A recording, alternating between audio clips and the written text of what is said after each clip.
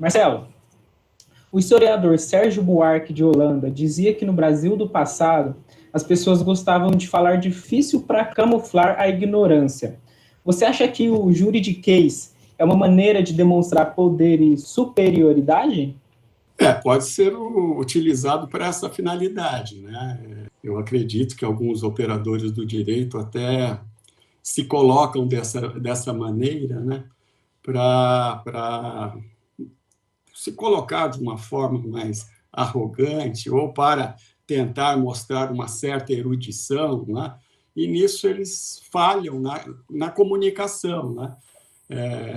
Mas acho que hoje mais grave do que o juridiquês é o economês, né?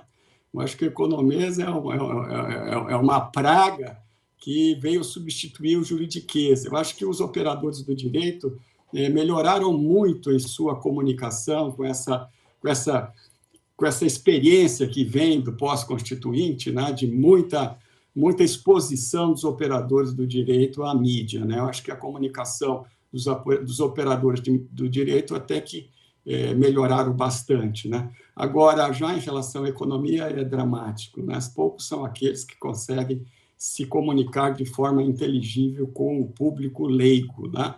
Mas pode sim, eu acredito, a gente tem sempre que se policiar, né, para não entrar, porque a gente está no dia a dia ali, a gente tem aquela linguagem própria, né? Eu sempre me policiei no sentido de tentar transmitir a ideia com a maior clareza possível, porque, inclusive, é uma forma do Ministério Público prestar conta à sociedade do que ele está fazendo, né? Então, eu quero que o telespectador, o leitor de um jornal, né, o ouvinte de uma estação de rádio, eu quero que ele compreenda aquilo que eu estou falando, né? Até porque eu quero convencê-lo de que aquela posição que o Ministério Público está tomando é a mais correta, e eu quero a adesão daquele que está me ouvindo, aquele que está lendo a matéria, à causa que eu estou defendendo. Portanto, eu tenho que me comunicar de uma forma que aquilo que eu quero transmitir chegue, né, ao ouvinte, ao telespectador, e que ele compreenda aquilo que eu estou falando. Eu também sempre tive essa visão da minha relação com a imprensa, né? Além de respeitar a imprensa, porque ela é uma instituição importante para o avanço e consolidação da democracia, né? Também é o espaço que eu sempre tive para prestar contas daquilo que eu estou fazendo à comunidade que é beneficiária do meu trabalho, né? Então, também existe esse caminho importante, né? E aí a questão do respeito, né? O repórter não querer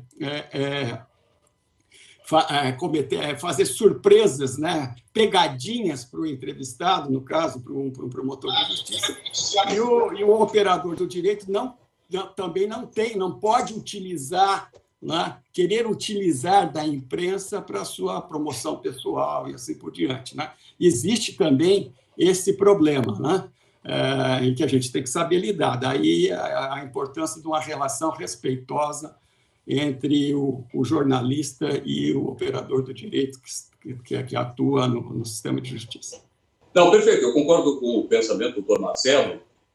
Eu acho que o Ministério Público e a imprensa sempre têm uma ação que objetiva a justiça social, que objetiva a construção de um Estado democrático. Não há antagonismo nessas duas funções. Pelo contrário, há sempre uma convergência de objetivos. E eu penso também que, nos últimos tempos, essa relação entre Ministério Público e imprensa se tornou cada vez mais efetiva, cada vez mais séria e muito ponderada no Brasil. E, de fato, essa relação também ela só vai ganhar substância na medida em que as duas partes tiverem a responsabilidade, porque tanto o Ministério Público tem sobre os seus ombros a responsabilidade de aquelas denúncias que são tecnicamente cabíveis, como também cabe à imprensa divulgar esses fatos com a exatidão, a isenção e a credibilidade necessárias. Então, eu acho que o Brasil, apesar de todos os percalços, apesar de todas as ameaças que muitas vezes a gente assiste em relação aos pilares democráticos, nós conseguimos ainda ter um equilíbrio dessas instituições que se fortalecem na medida em que constroem mais credibilidade.